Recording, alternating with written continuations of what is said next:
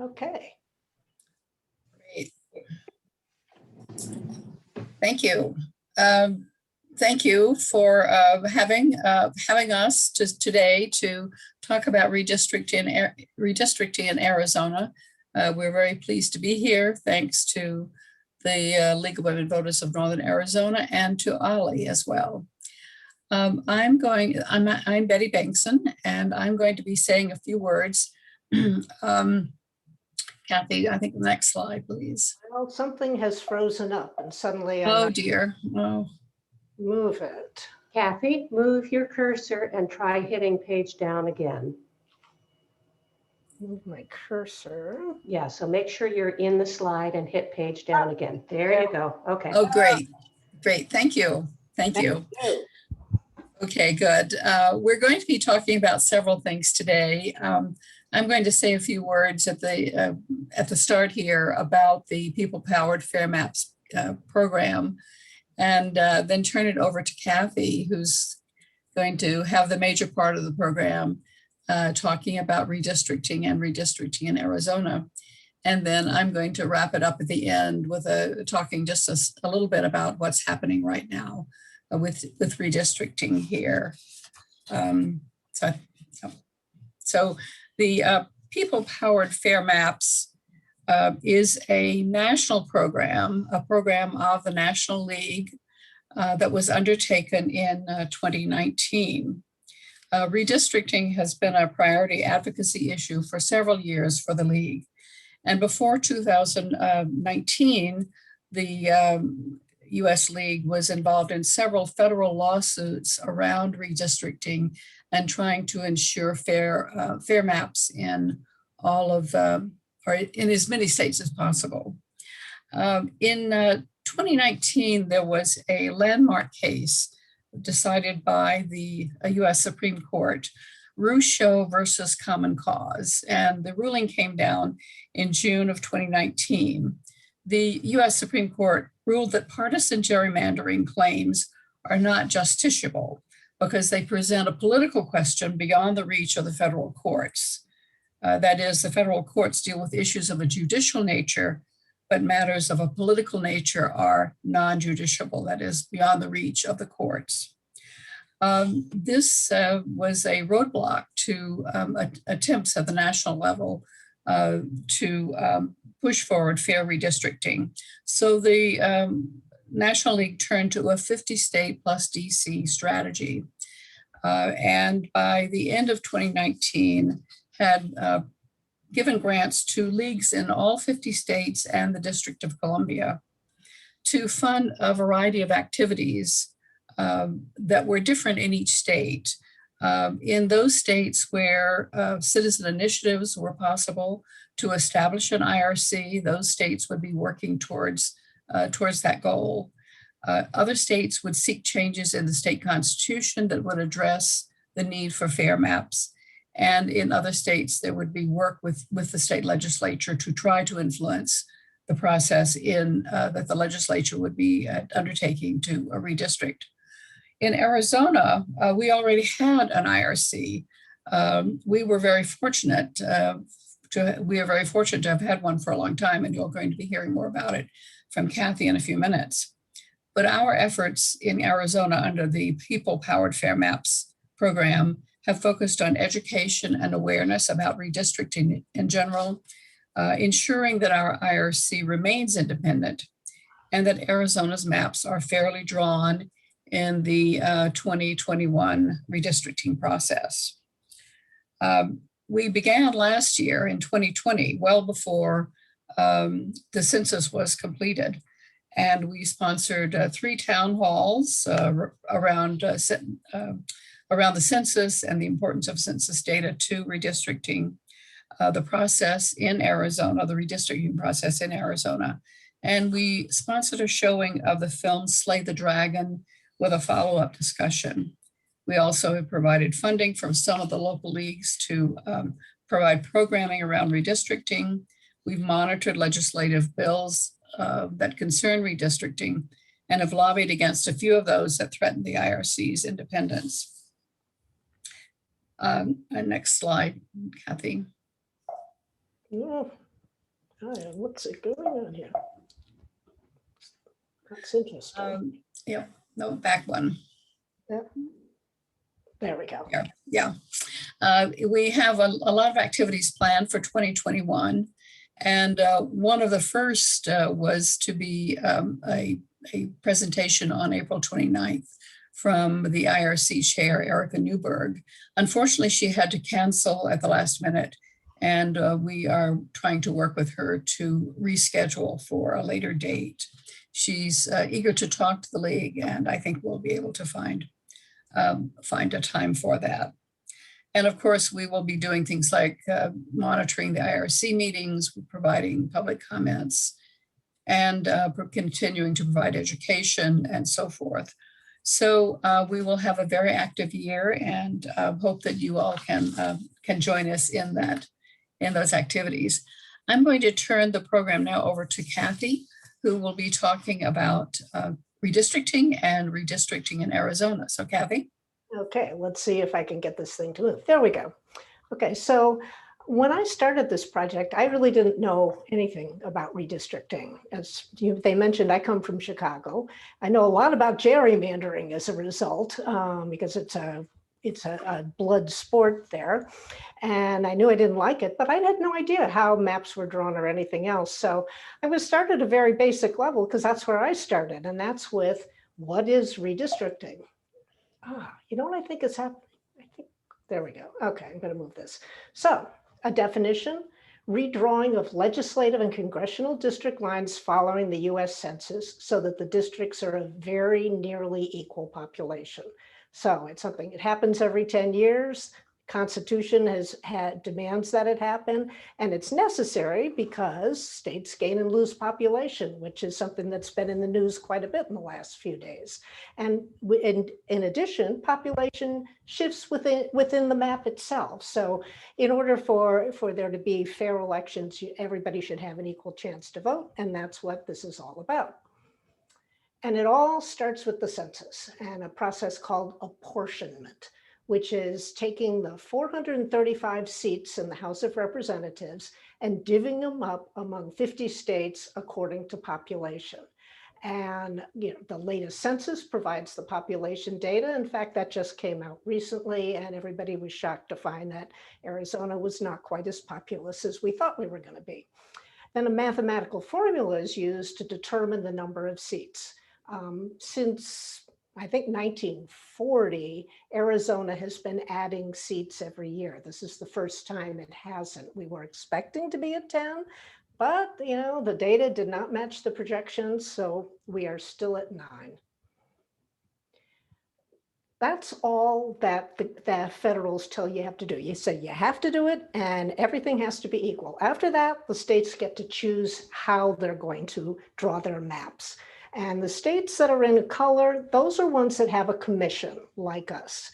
And the gold ones are the ones that have a truly independent commission. And that means the map drawing is done by a group of people who are not part of the legislature, not part of the government. The gray states are all ones where the drawing is being done by the legislature. And more specifically, it's being done by the party in power, whoever that might happen to be. And as you might guess, they're not real happy about giving extra power away to their opponents, and therefore the legislature draws the districts in order to favor the party in power. That's gerrymandering. And you can't talk about redistricting without gerrymandering coming up. And that, in case you're not familiar, it's the manipulation of electoral boundaries to disadvantage. It could be a disadvantage a political party, a racial minority, an ethnic group, other groups of people, or even individuals. It can be to make sure that your opponent's house is in somebody else's district if they seem like they're particularly likely to win an election against you, which is something that happened to Barack Obama when he tried to run for Congress against Alderman Bobby Rush. Both Democrats. Barack's house was suddenly in a different district. It is a bipartisan practice. Republicans, Democrats, whichever, whoever is in power, if they're interested in gerrymandering, they're doing it. And these are two particularly egregious examples. One is the Ohio 4th, Representative Jim Jordan. That particular gerrymander is called the baby duck. You can see the little bill there. And then, but on the Democratic side in Maryland, we have Representative John Sarbanes, and a judge looking at that map described it as a broken wing pterodactyl. And you can kind of see that in there. But they're ridiculous. They're absolutely ridiculous. So gerrymandering, why is this, you know, it's talked about sometimes like it's a game, like it's, oh, it's kind of fun. It's, oh, people being naughty. It's far more than that. I mean, it really corrodes our founding principles in some very important ways. One is that it puts self-interest over the interest of the public. It's all about me, the legislator, getting what I want. It puts re-election as being the highest priority, not giving people a choice, but making sure that I get elected. It creates a culture of impunity that, you know, hey, no one's going to kick me out. I'm in a safe district. I can do whatever I want. And it's, you know, it's just offensively about gaming the system rather than the virtue of winning fair and square that we try to teach our children. But ultimately, it's about power and keeping power over people and what people need. But so if you take that as a background, now let's talk about what goes on in Arizona. And boy, is it a great story, I have to tell you. I was just so impressed as I went through this and learned more about it. It's really quite amazing. Well, we'll start with the bad old days. The 70s, the 80s, and 90s, which was a time of rampant gerrymandering, and to the point where people wouldn't even bother to run because it was known that the party in power was going to win, and people didn't bother to vote because why would you? You know, I already know who's going to win. You know, I see what's happening. It's when anyway, another thing that was happening is the Voting Rights Acts came into effect. And once that happened, the legislative maps that were being drawn were rejected by the Department of Justice. They were, you know, they did not meet the provisions of the Voting Rights Act, to the point in 1991 where a court could not get a sensible map out of the legislature and just said, okay, we're going to draw our own and you're going to live with it. So lots of bad stuff happening. And then there was just general garden variety political corruption in the 80s and 90s, with governors leaving office under a cloud and legislatures being bribed. And it just not a real good situation. And people got fed up with it. They just said, no, this is not how we want to run our state. And a bipartisan group of community and business leaders got together and said, we've had enough of this. And they said, let's create an independent redistricting commission through the citizens initiative process. They knew the legislature was never going to pass it. So they said, okay, we're going to take this away from the legislature. And they got the signatures needed for Proposition 106, which creates the Arizona Independent Redistricting Commission. It was supported by a broad coalition. There were business people, nonprofit people, League of Women Voters. The newspapers were in favor of it. The Republicans in the administration, in the executive branch, for the most part, were for it. Who was against it? The legislature and the Chamber of Commerce. But it passed. They got the vote out, and voters explicitly rejected gerrymandering. And I think this is important, that if you go back and you read the language of the proposition, it says right up front, to end gerrymandering. No ambiguity about what this was all about. And voters said, yeah, that's what we want. And that's why we have an independent redistricting commission, which is 5 volunteers. They're going to spend months, actually, they're going to probably spend the next year creating the congressional and legislative, I cannot say legislature, district maps that are going to be enforced for the next 10 years. And it was set up very clearly and explicitly in that proposition and in the amendment that came with it. It's 2 Republicans, 2 Democrats, 1 independent. And these are the people who are on the commission now. They were appointed in, I think it was maybe January or February. But the question is, how do you get to be a commissioner? Well, it starts when you can put in an application to the State Commission on Appellate Court Appointments, and they're going to screen the volunteer candidates and select nominees. And they're going to select 10 Republican, 10 Democrat, and 5 independents, having, they go through, they make sure they meet all the qualifications, which I'll get into in a minute. And then this is the one place where the legislature gets to do something, and that is the legislative leaders. The Republicans pick out of that group of 10, they pick 2 Republicans. The Democratic leaders pick 2 Democrats. They can't say, oh, we don't like these 10 people, give us 10 more. The court's already told them, they tried, forget it. You work with what the commission sends you.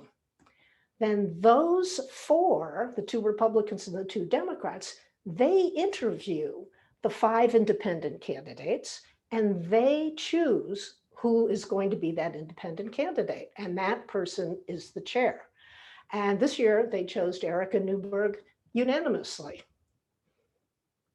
So it's an interesting process. It's a little like picking teams in a baseball game, but very interesting. So who can be a commissioner? Well, you have to be a registered voter. You have to have been in the party that you are affiliated with for at least 3 years, and that's to get rid of ringers, obviously. But you would think that the people who would want to do this would be like political, enthusiasts, maybe people who had been, mayor or a school board, who have some connection with politics. And in fact, the criteria is pushing away from that. It favors people who are not actively involved in politics.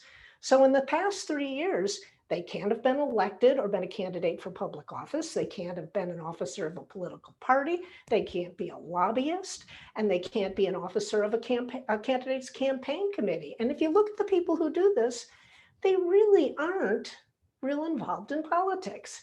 They're interested in public service. Nice difference. The other thing about this is if someone wants to get on this thinking, oh, this is my way into politics, they would be real disappointed because they are ineligible for running for office or being a lobbyist for 3 years after their term ends. So this is not a way to political greatness. And what typically happens is people just go back into their private life and are not interested in becoming, getting into politics. So with that as background, let's get into the nuts and bolts of what the commission does. And I still can't believe this. Because it only happens every 10 years, there's no permanent staff, there's no office space, there's nothing for the IRC. The first thing they have to do is they have to go out and find an office, and they have to hire administrative staff. It's almost like setting up a small business. And then the first really consequential thing they have to do is they engage legal counsel, and they have a choice. The commission can hire 1 firm who's going to represent all of them, or they can hire 2 firms, 1 to represent the Democrats, 1 to represent the Republicans. And that's what this commission and the last commission has chosen to do. And then the next thing they do is they hire, I should tell you, they have chosen their legal counsel, and then they hire a mapping consultant. And these are the people, this is the group or individuals who are going to work the technology, who understand how to draw maps, how they understand statistics, demography, and technology, which you would think would not be real controversial, because you think like these are probably the geekiest people you've ever met. And it is enormously controversial because some mapping consultant companies have worked for Democrats before, and some have worked for Republicans, and finding someone who has never had anything to do with either means you're getting somebody who's never had anything to do with redistricting. And that's not a great idea either. So the mapping consultant was just hired last week. It was controversial. There was a reason to think that you could say that any one of the three who applied had worked for somebody in the past. And Betty can talk more about later about how that whole thing went down. But there is a mapping consultant, so they're ready to at least start getting the pencils out and getting to work. And so at that point, they can start mapping. And a unique and wonderful feature about the way that they approach it is they must start with a clean slate. I mean, typically, redistricting means taking the old map, tweaking it a little bit, and then saying, okay, we're done. They're not allowed to do that. And that's because that tweaking thing, that's a great way to gerrymander. They have to start clean and draw a grid map. And then you expect that to be like 6 lines. It would be nice, but Arizona's population makes that impossible. But this is a map that's done by a machine. The only human part of it is deciding where to plunk a pin down in the state of Arizona. And then the computer gets to work and it starts accumulating enough people in an area that until it reaches the number it has to have, and then it moves on to another area and it goes and it moves around the map, purely done with software to create the 9 districts equal size and compact and contiguous. That's the only criteria the machine understands. But the machine, there's a lot the machine doesn't know. There are things that, you look at that, the machine doesn't know that it just put the neighbors on one side of the street in one district and the neighbors on the other side of the street in a different district. It doesn't know that it broke up a school district. So then there's some adjustment that has to happen. And some of the adjustment is for just making a sensible map. And some of it involves a philosophy of what a map should be like. And there's 6. We'll start. The first 2 are, we've talked about, they have to be equal population. That's in the Constitution. They have to comply with the Constitution and the Voting Rights Acts. Well, those are the 2 that are federally mandated. But the next 2, they have to be compact and contiguous. So no ducks, no pterodactyls. And it's a good idea to recognize established boundaries. I try to keep towns together, try to keep areas together, not having crazy stuff where a town is divided into 3 different districts. So that's all kind of common sense mapping.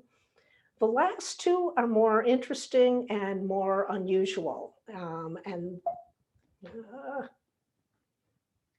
we go. Oops, come back.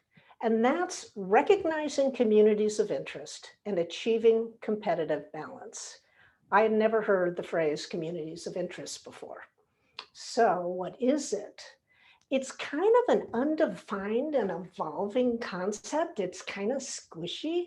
It's an idea that geographical areas, such as neighborhoods of a city or regions of a state where residents have a common political interest, that does not necessarily coincide with the boundaries of a political subdivision like a city or a county. So you can imagine a neighborhood that maybe is dealing with a great deal of crime and poverty.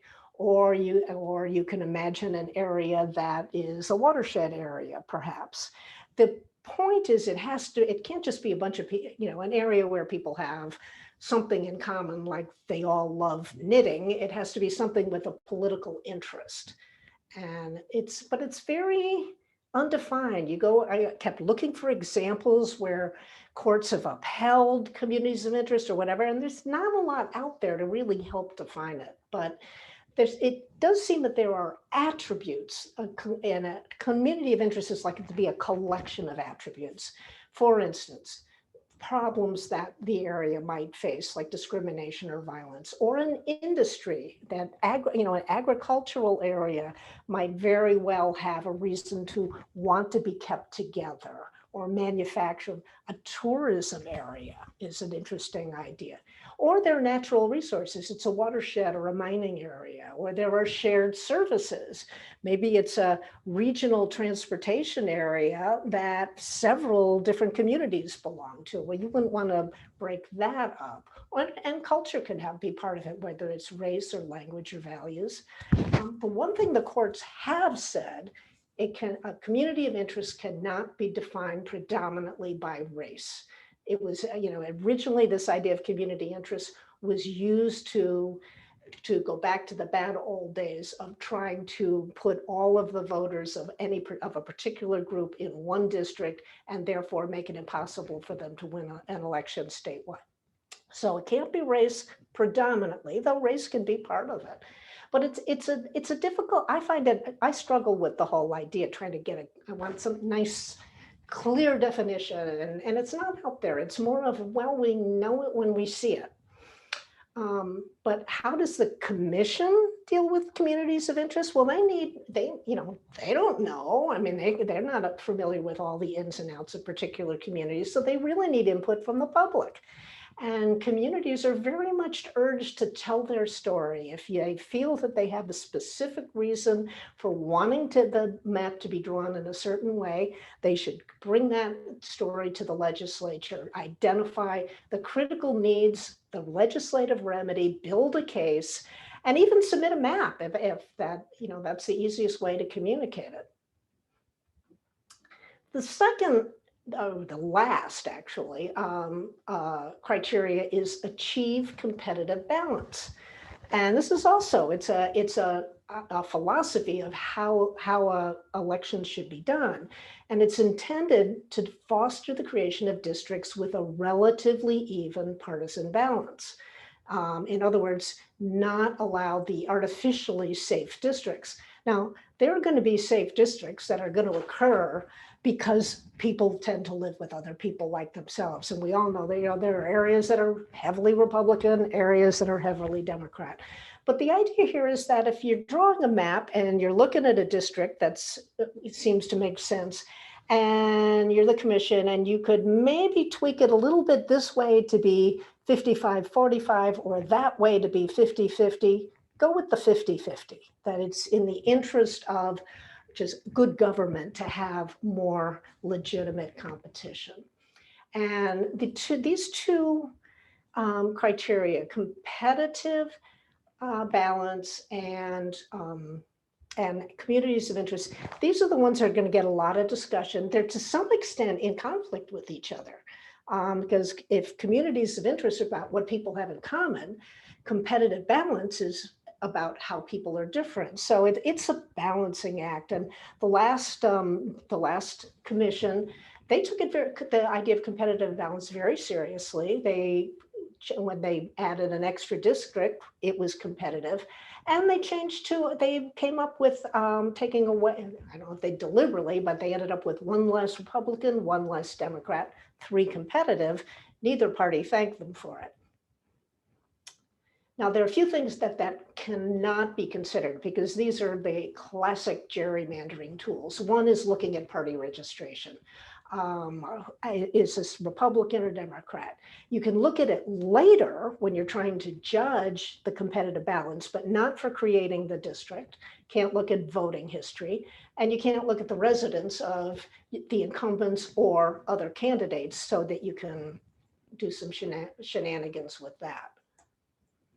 And these 6 criteria, that's a lot to try and balance. I mean, it's you move in one direction and then suddenly you lose over there. You make it compact, well, now it's no longer contiguous. You look competitive, well, now it's no longer compact. And so this is very much a trial and error process, where they take that original, the map, the grid map, and they start tinkering with it.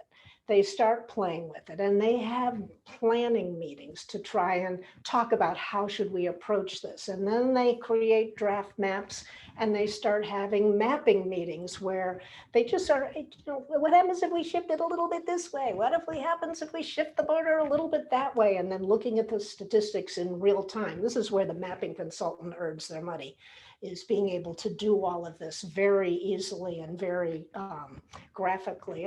And what this picture is, this is a picture from a meeting of the last IRC, and you can see what they're doing. It's sort of like, wow, I'm thinking this and I'm thinking that. And there is always assessing the results against those 6 goals, trying to keep everything in harmony. It's a really difficult job because you're balancing conflicting criteria. And there's a ton of discussing and disagreeing and negotiating and compromising that has to happen. So it is an intense process. And then a big part of it is listening to the people. The amendment requires a 30-day comment period after. They call it the draft map, but it's really the map that the commission now feels really good about. And they think, okay, we think we're there. Then they have to put it out for comment for 30 days and then make any changes that seem appropriate as a result of that. But if you look at the 2011 IRC, and it looks like this commission is probably going to do some of this too, they went so far beyond that requirement. Before they ever sat down to look at a map, they went on a pre-mapping listening tour, public meetings throughout the state to understand what do the criteria mean to citizens, and what are people worried about, and what are people thinking about. Then they have all their business meetings, all of their map drawing, everything, just about everything they do is open to the public, and it's live streamed. So, hey, if Tuesday morning at 9 o'clock, you decide you want to have another cup of coffee and watch the IRC, you can click on the link and you'll be there with them, watching them talk. They take public comment at every meeting, and they take online submissions anytime. You could go right now and submit your comments. Betty has been submitting comments on behalf of the League of Women Voters on anything that you think is important. And then is the comment period where they're required to do. And once again, they went on meetings throughout the state. And you look at the statistics of what they did, and just looking at it makes me tired. I mean, in the course of less than a year, about 11 months, they did 86 business meetings, 52 public hearings, looked at 7,400 items of public input. They looked at 224 maps that citizens have sent them. They generated their own what-if maps. They drove almost 30,000 miles in order to create not one map, they're creating 39 maps. They have 9 congressional districts, each one is a separate map, and 30 legislative districts. It's an enormous amount of work. And then they've published their final maps, and these are the final maps that were generated in 2011 and that we've been using ever since. But it's not easy to get this through. There is controversy throughout the process. And this is the 5 cases brought against the commission. And the first one challenged just the constitutionality of even having an IRC. And that was brought by the Arizona State Legislature. The Supreme Court ruled on that. Excuse me, Kathy, this is Mary Ann. I think you dislodged something about your microphone because your volume went down all of a sudden. I've been waving my hands too much. Okay, thank you. Thank you. Okay, so controversy all through this process because it's about power. And it's about taking power away. First, the constitutionality of it at all. The legislature said, no, you're not allowed to have a citizens initiative. The Supreme Court said, yes, you are. Then, the commission doesn't report to the governor or the legislature. But apparently nobody told them that, and they tried to have the IRC chair impeached. The Arizona Supreme Court said, no, you can't do that. The Attorney General got in the act with looking at what he said was an open meetings law violation. Maricopa County Superior Court said, no, it isn't. And then when the maps were published, Republican voters group filed suit saying they didn't like the maps.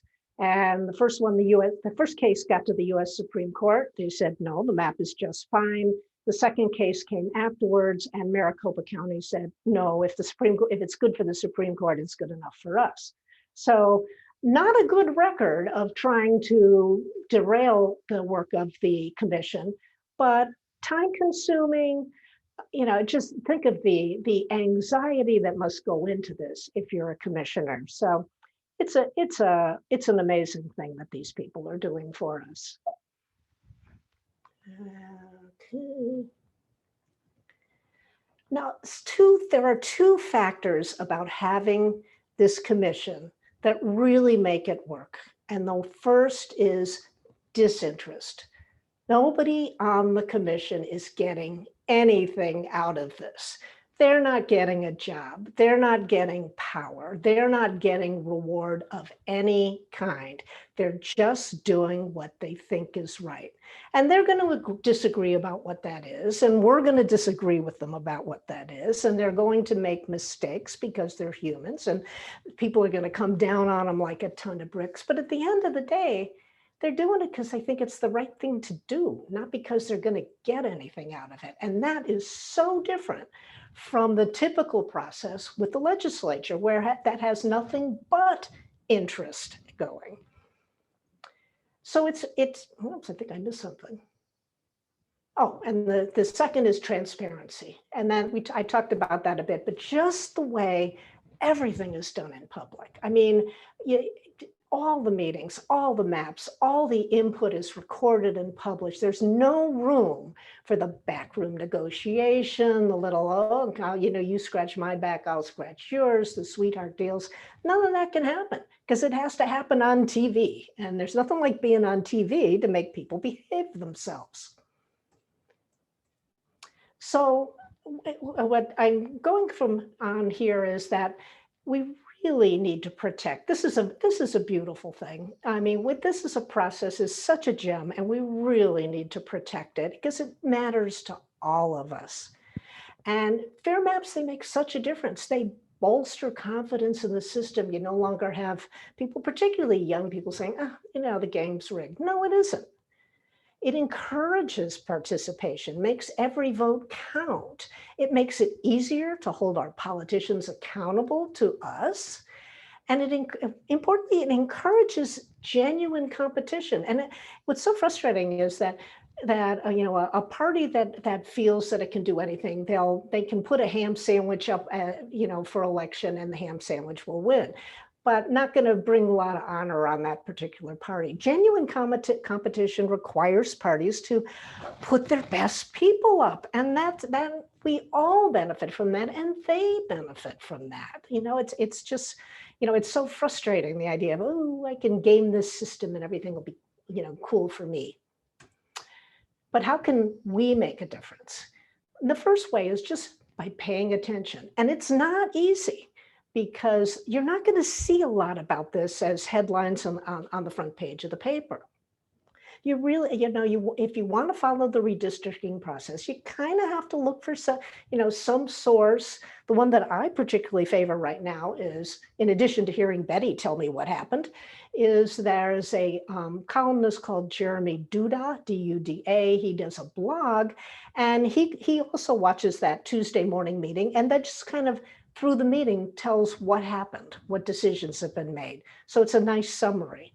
And I'm sure as the process goes on, there will be more sources, but it's really worth making the effort because, this is going to affect you. And when the maps come out, take a look at it. Take a look and see, do you agree with the map? Do you disagree with that? And whichever it is, speak up, because anybody who disagrees is going to make their voice heard. And it's important, if you think, no, this looks good to me, let them know. You can even, if you're so inclined, draw your own map. There are a number of, and these are done by individuals, citizens. These are not for profit. Have created programs where you can go, and they have an amazing amount of data, and you can start drawing your own map. Which, if you like drawing maps, this is a great thing. So I'm going to end with a plea, and it's coming from someone who comes from an area where, politics have been corrupt for so long, and where gerrymandering is a way of life. Hey, let's give these guys the benefit of the doubt. We live in a time when where everybody's kind of on a hair trigger of, they're out to do this, they're out to do that. These guys, they're not going to get anything out of it. Let's just let them do their work, because they're going to be subject to such criticism. It will get personal. There will be attempts to undermine what they're doing. They will be harassed with legal challenges. In the last go around, the chairman of the commission, she had to board up her windows of her house because she was being threatened. So let's give these guys our support, and definitely assume the best rather than assume the worst. And don't let partisan attacks that are all about self-interest go unanswered. If you see, your legislative representative going after the commission, let them know that's not okay. We don't want that to happen, because when the IRC succeeds, we're all going to benefit. So at this point, I am going to turn it back to Betty, who's going to give you some play-by-play of what has been happening in the last few weeks and months. Thank you, Kathy. Yes, let's go on to the next slide. Great, thanks. As Kathy mentioned, the IRC is meeting regularly every Tuesday morning at 9 a.m. Ordinarily, the meetings go maybe 2.5, 3 hours, though a few times they've gone 6, 7, 8 hours and more when they've had long agenda items to deal with. If you want to watch them, you can find the agenda for each meeting at irc.az.gov. And each of the meetings has its own agenda with links to, with unique links to the live stream for that meeting. So if you want to watch a recording, you can go to the live stream of previous meetings, or the recording from previous meetings from that page. They have been busy staffing up. They've hired an executive director and have just hired an executive assistant, and are searching now for a public information officer and a deputy executive director and an IT assistant. As Kathy mentioned, they hired 2 law firms, one a Republican-leaning firm, and the other a Democrat-leaning firm. And this follows the tradition of the previous 2 commissions, and seemed to satisfy everyone. The choices, the votes were unanimous in the choice of the legal counsel. So that was reassuring. Selection of the mapping consultant has just been completed, and that was much more controversial. There were 3 bidders, 3 companies that responded to the request for proposals that went out. A company called Haystack DNA, one Timmons / NDC, which is the National Demographic Corporation, and a third Taylor English Consulting.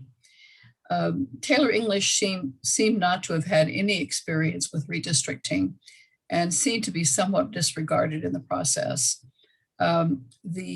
Both Haystack and Timmons had many comments, pro and con, through public comments. And in fact, they were so intense and so controversial that the commission actually imposed a blackout period after a given date and time after which they were not going to receive any more comments. Much of the work to select the mapping consultant was done in executive session because they were using the state procurement rules. So the commission created an evaluation instrument that was done in executive session. That is the criteria against which they were going to judge all of the proposals. And that was done before they even read the proposals. And then the bids all are still confidential. They have not been made public, though now that the choice has been made, they will be made public. The final choice was Timmons National Demographic Corporation as their mapping consultant. They served, or at least NDC did, served as the mapping consultant for the first commission in 2001. The league actually submitted comments of concern about Timmons because of their experience, their past record, if you will, with redistricting, in which they have had lawsuits that were successful against their maps. So they've had to go back and redraw maps.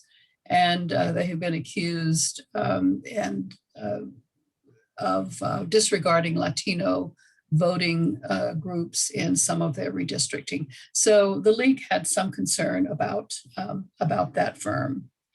However, they have been chosen, and it will be up to us, up to everyone, to keep an eye on the districts that they draw.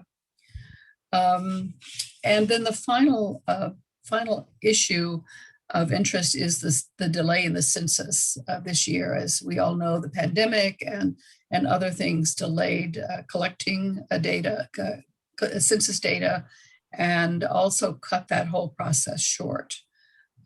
So while the apportionment data has been received, and we know how many seats Arizona will have in the coming decade, we have not received, or at least the Census Bureau has not issued, the more detailed data that will be necessary for redistricting.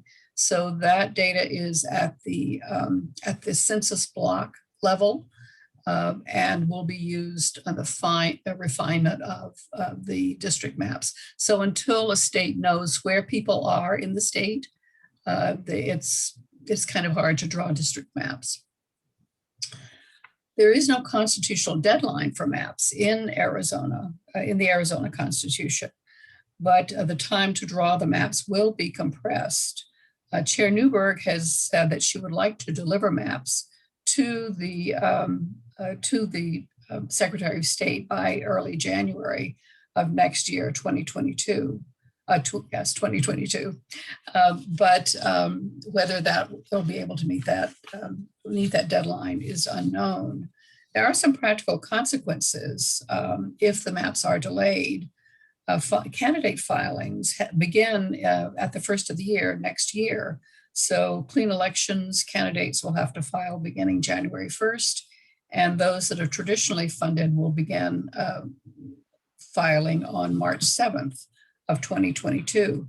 And the filing period ends for all of the candidates on April 4th. So candidates need to know where they can run. So where are the new district lines going to be drawn? They will need to collect petition signatures from residents of those districts. And for clean election candidates, they will need to collect their $5 contributions from the residents. So there are some very practical consequences, and it's possible that pressure will really build to complete that process in a very short time. And of course, lawsuits may delay that. So it's something we need to keep an eye on. So this, since the IRC was appointed, and even before the commissioners were selected, the Arizona League has been involved in the process. We were very interested in, for example, in the process to appoint commissioners.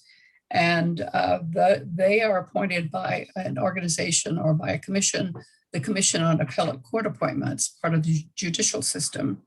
And we even had concerns about the makeup of that commission.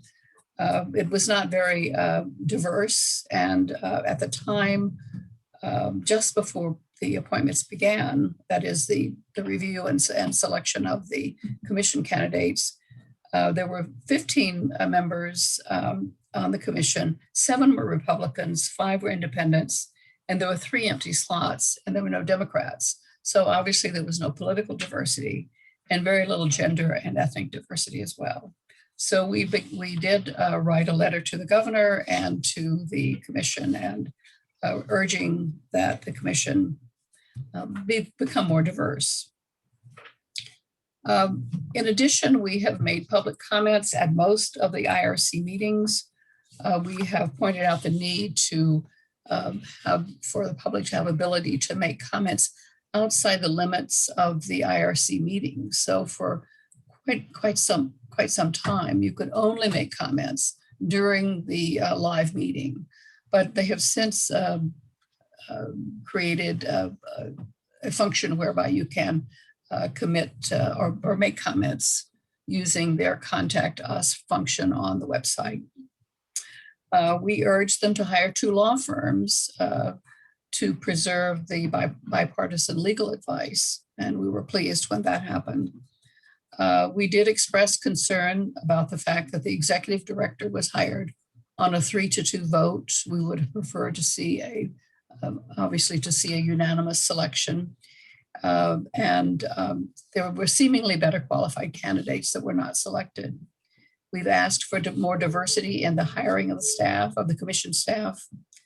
And we've pointed out that there was a critical need to hire a mapping consultant with proven success in redistricting. We've also sent letters on various issues to the IRC as well. So I just wanted to end by saying we would welcome volunteers in our program here within Arizona. And we certainly need people, members, to work on this with us. So if you are interested, please contact me or Kathy or anyone in the league, and we would be happy to include you in our work. Particularly if you are interested in maps and map drawing and have any experience with GIS, that would be a great help to us. So thanks, and I guess we are ready for some questions.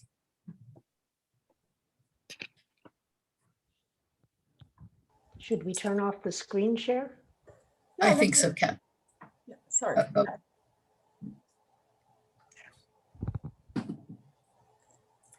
My name is Marie Helt, and I'm going to be operating the Q&A, and I'm going to start with the questions that you put in the chat, and I'll take those in the order they were submitted. And if we have enough time at the end, then I'll also take questions from people in the audience. Let me get to the first actual question here. Here we go. Okay, this is a little bit of a long question. When the country was founded, and even through the 19th century, districts served far fewer people than now. I think it was around 1946 that the House of Representatives was fixed at 435 members. So as the population has grown, each congressperson has had to serve far more people and larger territories. Are they considering raising the limit so districts can be smaller and closer to the voters? Well, there have been, certainly I've seen suggestions in newspapers and editorials and so on that that would be a good thing to do. I think right now, I forget the number, but each representative has a constituency of hundreds of thousands of people. So it's a very large group of people to represent. And of course, every state gets one representative, and then the other 300 and whatever the number is, then get divided based on population. So there's been a talk of doing that, but nothing proposed as far as I know. Thank you. Here's another question from Shirley Muni. Are commissioners paid? Do they have a budget for staff and officers? I know transportation is a big expense if they hold public hearings all over the state. They're not paid. They do have a budget that's given to them by the legislature, and the last commission had to keep going back for more money, mainly to fight the lawsuits that the legislature was bringing against them. I assume they get paid for per diem of some sort on, or, you know, travel or something, but I don't know the answer to that part.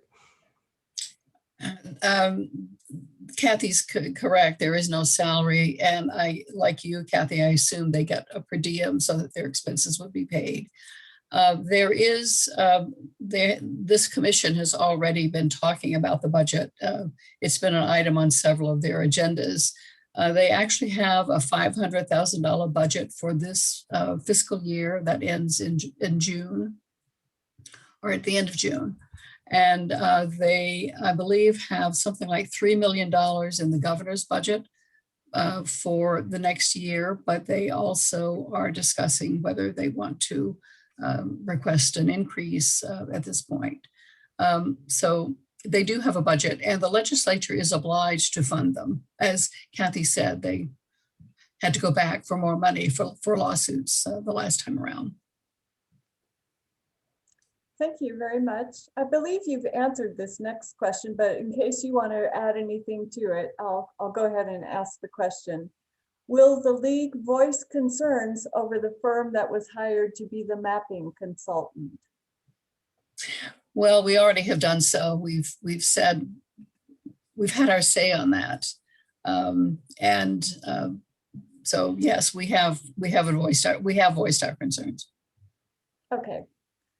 How will Arizona IRC reach out to the public to get involvement, especially communities that are not internet savvy, have no or limited internet, or where English is the second language? I guess I could take that. They have just hired a public information officer.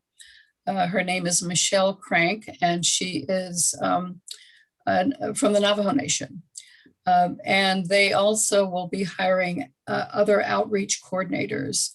They have, as the commissioners already have had several discussions about how to reach out to the communities that were mentioned in the question. And they are very aware of the need to hold public meetings in various parts of the state. Now, right now, of course, everything is in a virtual environment. But if they hold in-person meetings, they certainly would physically move around the state. And with in using Zoom, they can focus a meeting on a particular location. And so I think they are very well aware of the problem of reaching out to those communities. Thank you. Kathy, did you want to add anything to that? Nope, I think that's great. Okay. This next one is more of a comment than a question, but I'll see if you want to add something to it. Big conflict in communities of interest between rural, urban, and suburban. Absolutely. Yes, there are. Agreed. Everyone agrees that there are. Okay, yeah. All right, here's a question. Would a city neighbor association, I think it's neighborhood association, be considered a community of interest? Not an HOA, but a midtown neighborhood association in, say, Tucson. I think it would probably depend on what kind of a case they made for why they should be a community of interest. Okay. I mean, certainly that would be the sort of group that might be encouraged to organize itself, to define itself as a community of interest. Why is it a community of interest? What are their common values or issues that they share that might be solved by a legislative action? Because after all, we're talking about drawing political districts. So the purpose would be to define a group who could approach the legislature, if you will, or their representative as a group with their shared interest. So, so those are the kinds of issues that would be most useful in creating your community of interest. Who do you want to be associated with when you try to address a political issue or a civic issue? So they would need to come up with some other factors besides the HOA itself, or not the HOA, but the neighborhood itself. Well, I think a community of interest is somewhat self-defined. So there are many things that can be used to define a community of interest. Okay. This one, I believe, refers to one of the charts you had on your slide. Yeah. Between 2009 and 2011, why only 8 districts in 2009 and 9 districts in 2011? 2009 was before redistricting, so it was the product of the 2001 redistricting, and there were 8. Then as Arizona was given one more congressional seat in the 2010 census, which resulted in there being 9 districts in when they went to redistrict in 2011. Okay, thank you. Here's a question from Shirley. I think they need to be somewhat larger than an urban, I think this is referring again to the communities of interest. I think they need to be somewhat larger than an urban neighborhood association, at least for Congress. It would be like the city of Tucson versus a ranching area. I assume that's referring to communities of interest. Yes, I think so. Yeah. Well, I think one of the primary purposes of defining a community of interest and advocating for it is so that the community of interest is not divided into 2 or more districts, whether it's local legislative districts or congressional district.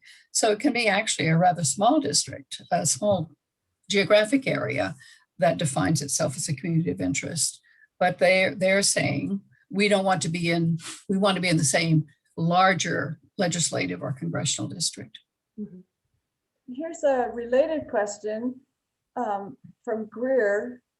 Well, say it's a historical neighborhood district. What would be the result of a congressional district line running through that?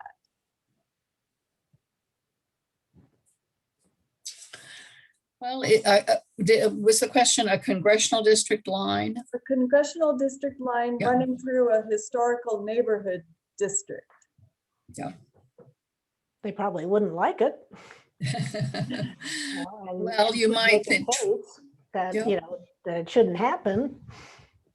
Well, you might think if it's a historic district, that is if it's a nationally designated historic district, they might have a shared interest in legislation at the national level that affects designations of national historic areas or funding for if there's a national or if there's a governmental body that administers that.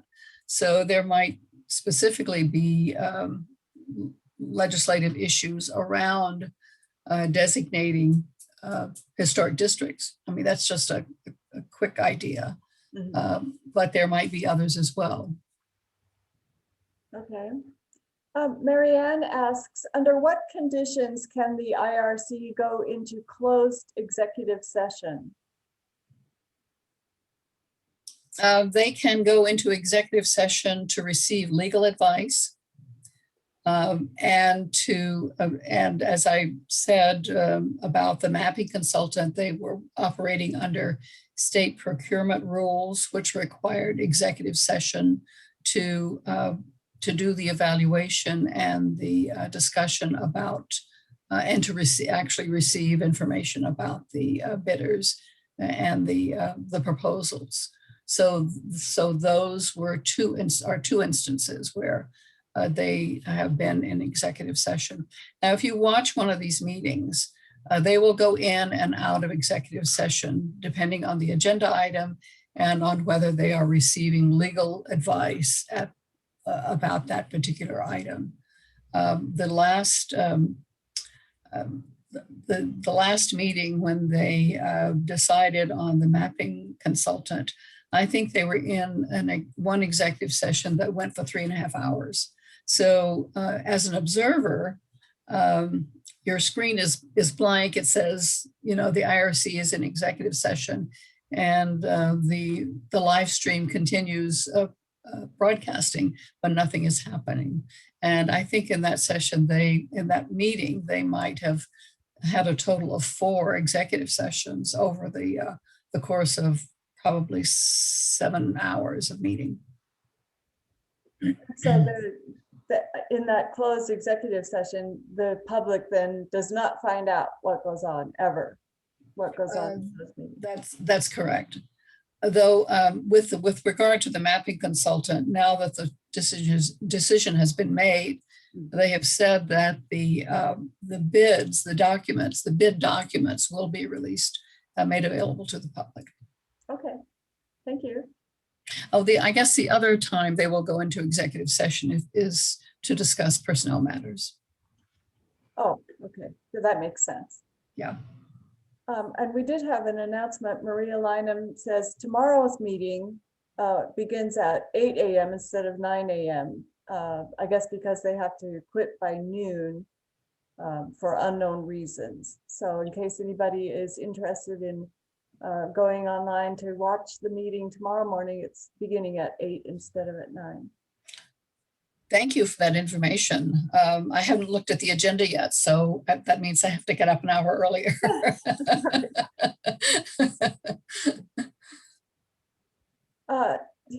Robin says, I watched part of a 7-hour commission meeting. A lot of it was in the executive session, like you were just saying. Yes.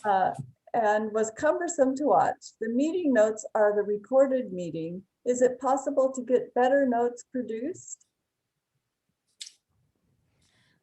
Now that an executive assistant has been hired, they have promised that there will be written minutes or written meeting notes made available. I think there's one meeting for which there are written minutes, and there's a link to that on the website for that particular meeting.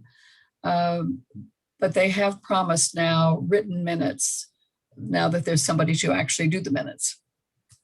Oh, that helps. Yes.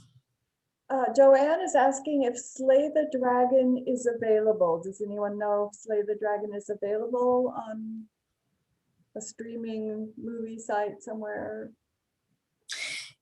It was available on Amazon Prime, I believe, or Netflix. And it was a fee. You had to pay a small fee to view it, but it is, or it was available last fall. I think if you Google Slay the Dragon live stream or Slay the Dragon online, you should be able to get a link to that information. Okay, thank you. Joan asks, could questioners identify themselves by name and league, please? Oh, sorry. Now that we're almost finished with the questions, I'm sorry about that. And also in the chat, I barely have room. They barely have room to see their name. So if they did, it would probably get cut off and I wouldn't be able to see it anyway. And not everyone is necessarily a league member who's on the meeting, I think. So also true, yeah. Because this was advertised to the public, so that's right. That's also possible. Yeah. Maria asks, didn't we have 2 mapping companies in 2011? So do you mean mapping consultants? No, it was just one. And in fact, I forget the name, but some of the principals of the current firm, Haystack DNA, were associated with that mapping company and the 2011 round of redistricting. And that produced a lot of opposition to their selection this go round. So there were people who were unhappy with the maps from the last go round who did not want to see any involvement from anyone from the last IRC. Here's a question from Fran. Does the league at a national level, have a coordinated plan on redistricting in all 50 states? Well, the national plan is the People Powered Fair Maps program that is national, it's nationwide. And the league, the National League lobbies and advocates at the national level, so with Congress, around redistricting issues. So for example, HR 1 bill that has been passed by the House and is now in the Senate is a broad-ranging bill regarding voter rights and redistricting and other issues. So the National League, as well as local leagues and state leagues, are advocating for that particular piece of legislation. In terms of what activities are going on in the individual states, that is what league activity, that has depended on the state league and what it wishes to undertake with regard to redistricting. It's been encouraged at the national level for all states. And what can actually be done in each state depends on what is permitted. Some states like Arizona have citizen initiative privileges, rights, and are trying to get independent districts similar to ours. Other states do not have citizens initiative rights. And so they are working to either change state constitutions or to introduce bills in the legislature to create some kind of more independent redistricting process. Thank you. Someone, Susan Bickle just asked, says, thank you to both Kathy and Betty for your comprehensive presentations. I wish more people could hear it. Would it be available online at a later date? And Marianne, I know that this is being recorded, and I believe it will be available on our website. I'm not sure how long that will take for it to be posted. Yes, it will definitely be available as a link on LWVNAZ. It probably within a week, and it partially depends on how good our internet service is at any given time, but I look for it within a week. And I was going to type a note, but I'll mention that I just checked my local public library in Sedona, and they have a copy of Slay the Dragon as a DVD. So Excellent. your own local library may have a copy. Great. And someone posted in the chat, I noticed that it's free on Hulu. So Yeah. if you have a Hulu subscription, you can get it. Right. Mike has just posted a question too. How is redistricting achieved for state level elected officials? It's that, well, for the legislature, it's all part of the process. Those are the 30 maps that are also generated in addition to the 6 congressional maps. And of course, for other state level officials, they are elected statewide. So they are at large elections and not by legislative districts. So the governor and superintendent of instruction, public instruction, and secretary of state and so on are all statewide elections that are done without regard. And Robin posted in the chat the link or the website for where you can go to get the recording. Sometime within the next 2 weeks, it will be posted there on our website. That's the end of the questions, but if anybody still has questions and wants to ask them live, I would recommend that first that you unmute yourself, and also that maybe you turn on your audio so we can see you, your video so we can see you. So if you still have a question and want to ask a live question, we still have about 7 minutes left. You know, there is one question that came up about the, can you address county supervisor district redistricting? And that raises a real interesting point because there's all kinds of redistricting that happens at the local level and the county level that we haven't even tapped into. We were focusing on the state level, but it would be a good idea to understand that better than we do. I understand, for example, in Pima County, the Board of Supervisors is responsible for redistricting for redistricting the supervisor districts in the county. So whether that varies by county and then municipalities, school district, I mean, there are many district maps that are drawn at the local level in the state. So if you do have a question, you can either turn on your video and raise your hand physically, or you can do the hand raise icon down at the bottom of your screen under reactions, I think is where it is. It's where it is on mine. Anybody? Or you can continue writing questions in the chat if you prefer. Here's one that came up. The legislature recently extended the deadline for counties to redistrict to July 2021. Interesting. Interesting, good. New information. Thank you. Oh, correction, July 2022. Good. Oh, yeah.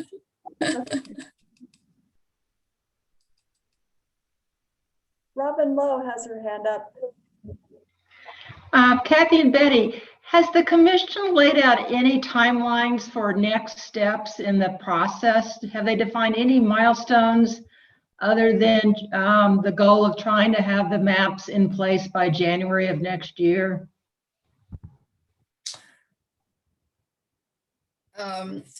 No, they haven't.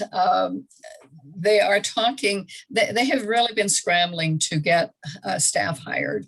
They have been very aware that they're not able to move forward very far without proper staffing. So that's really what they have been concentrating on. They have discussed having public meetings around the state, something like the 2011 listening tour, a set of meetings to hear from the public. The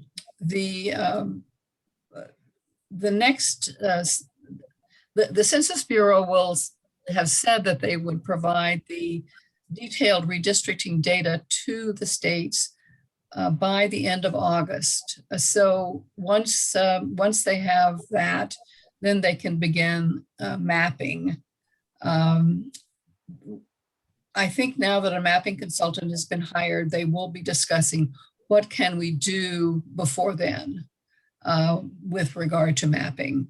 There's been talk about using other data sets for some preliminary mapping, but that is, in my view, and I'm expressing my personal opinion here, not a good idea, because it creates expectation. If you see a draft map using the 2010 census somehow, or if they use American Community Survey data, then to create some draft maps, then it creates an expectation that these are the maps we're going to be working with.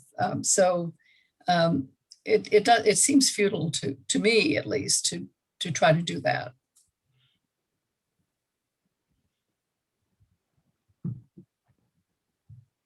Any other questions?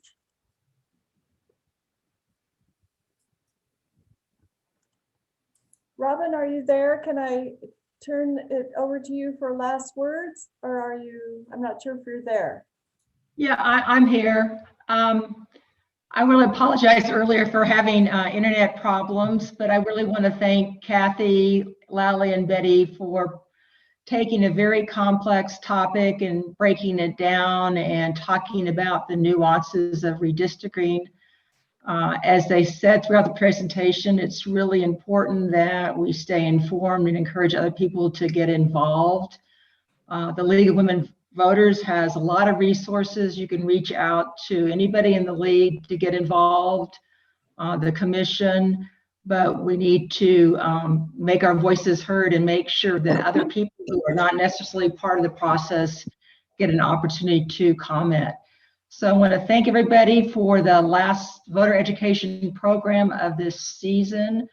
We will be cranking up in August when we will be doing a joint program with the Diversity, Equity, and Inclusion Committee. So stay tuned, and thank you very much again, Kathy, Betty, and Marie for facilitating, and Mary Ann Kinney for being our technical Zoom wizard. Thank you. Yeah. Thank you. Thank you, everyone. Thanks for your questions. Thank you, Betty. Thank you, Kathy. Very well done. If there's no other comments, I'm going to stop the recording and end the meeting for everyone. Thank you. Thank you.